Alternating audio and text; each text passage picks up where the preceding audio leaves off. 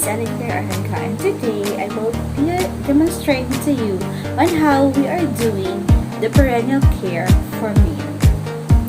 So while the perennial care can initially be intimidating, it is very important part of the private caregiver or patient relationship. Let's take a closer look at the importance of the perennial care as well as how to perform this crucial duty.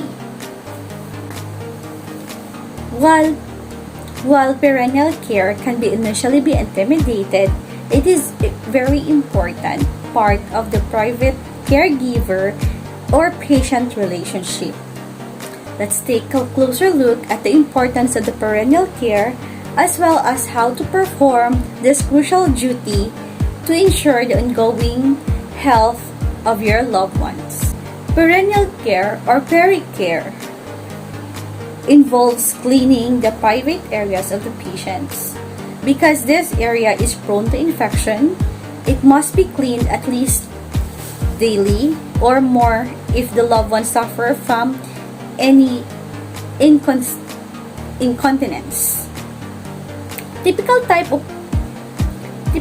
to perform the perennial care includes the part of daily bathing after the use of the bedpan and the following episodes of incontinence. Regular perennial care can not only minimize odor, it can also help prevent urinary tract infection, bladder, and kidney infection. So the basics of performing the perennial care. So first, we need to thoroughly wash our hands and wear gloves before beginning your perennial care regimen. So assuming I am done washing my hands, so I will be wearing a gloves.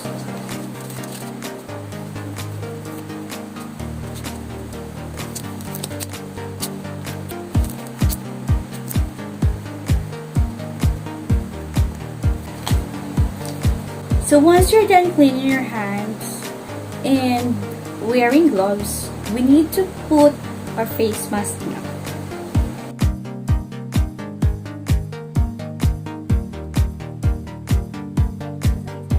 And now, we're ready to start. So we need to ask our patient to separate his legs, or if the patients are unable, caregiver will need to offer a gentle help. Keep your loved one's body covered to prevent unnecessary exposure and help promote sense of dignity.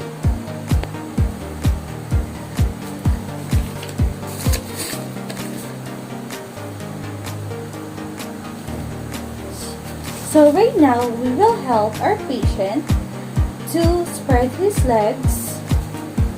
So we need to make sure that we cover the body.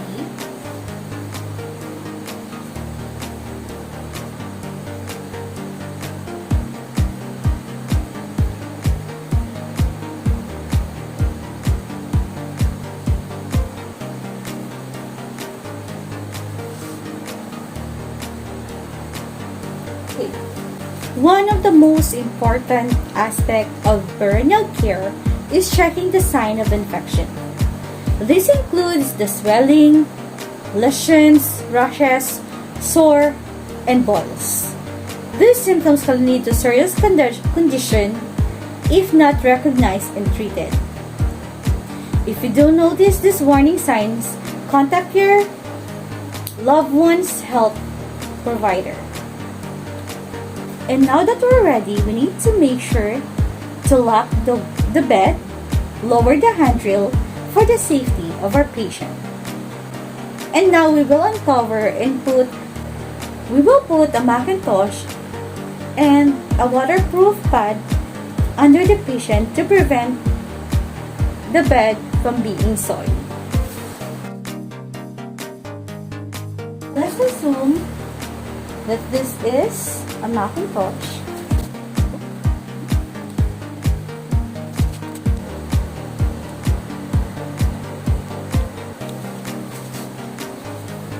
Now, our patient is ready. We need to remove the brief and diaper of the patient and then cover half body of it. We will use another blanket to cover the lower part of our patient's body.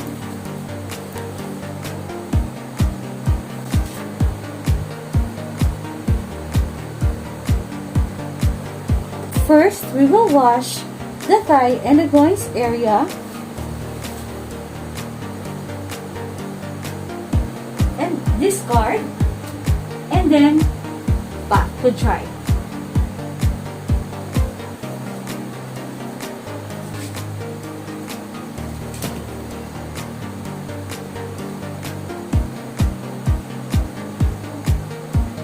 Discard,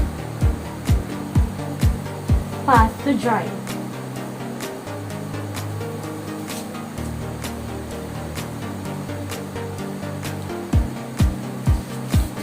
And now we will be using the 4-square method.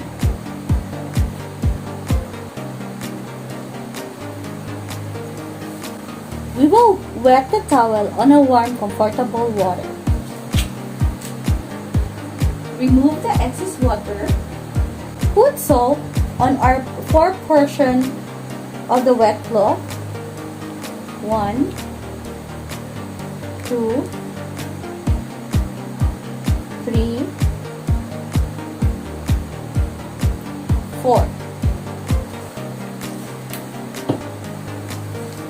Dusted pennies, and then we will use the first clean portion in a circular motion.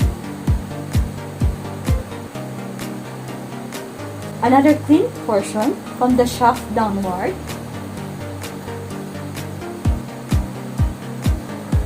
Another clean portion from the shaft downward.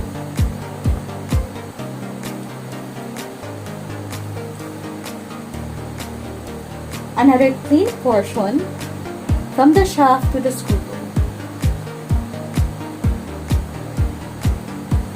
And then discard. And then lastly, pat to dry. Rinse using the same method. First, clean portion, circular. Next, clean portion from the shaft downward. Next, clean portion from the shaft downward. And lastly, to the screw.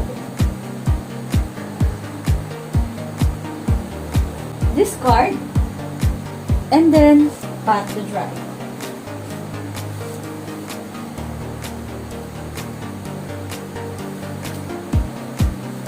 Change the water if necessary and assist the patient facing the perineum.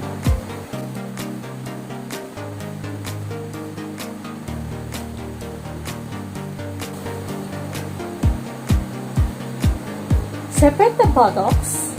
Use a wet tissue or a dry tissue, removing a fecal material if needed. And then discard. Using the same 4-square method, we will wet the towel, remove the excess water, and then we will be putting soap in every sheet. 1, 2, 3, 4.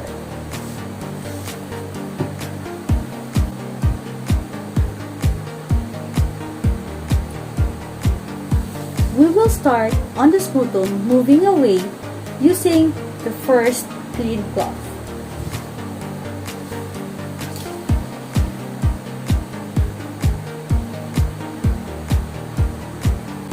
And then second, the same portion. Third, and last.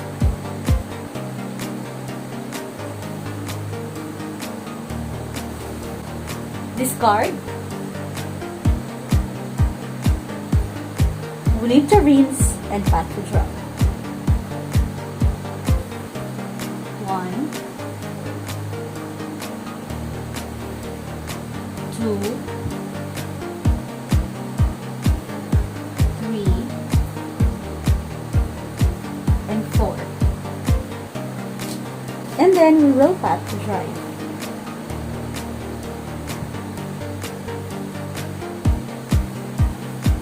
You may apply lotion if prescribed by doctor. Assist the patient in going back to its original position.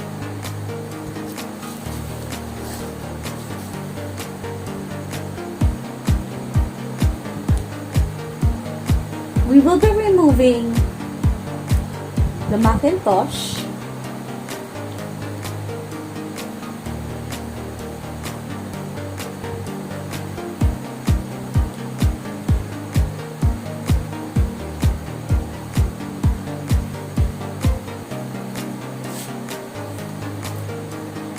Discard and throw it on the wastestand. We may help the patient in putting their diaper or brief. After that, we need to make sure that our patient is comfortable.